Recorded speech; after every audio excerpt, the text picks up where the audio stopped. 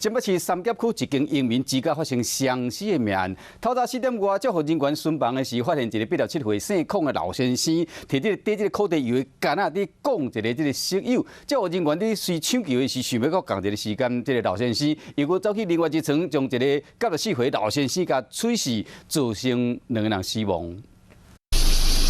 坐伫轮椅怪靠警察来杀，无人想到，伫咧几点钟进前，才发生一件伤死命案。救护车啊、警车都蛮有，大概就只有这样，其他我们也还不晓得，里面还在处理。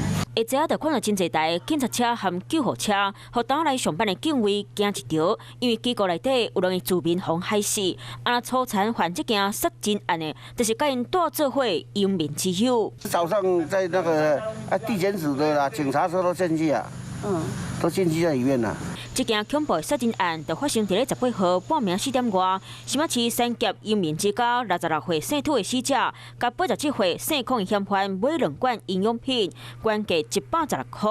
不过念在大家拢住斗阵，就讲该收100块尔。想到尾啊，就愈想愈气，佮感觉另外一间房间94岁姓张的死者被对伊不利，才会该害死。纠纷的部分因为楚姓被害人要向孔姓被害人购买营养品。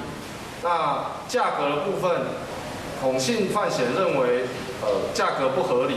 警察调查，当时姓孔的嫌犯趁救护人员抢救姓涂的死者时阵，走去另外一间房间攻击姓张的死者。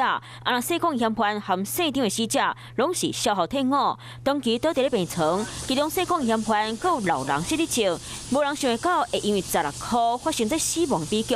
啊，因到底有结什么冤仇？台南警方返回求庭厘清案情。 想要获取更多新闻资讯，想要看到主播最新的动态，赶快订阅华视 YouTube 频道。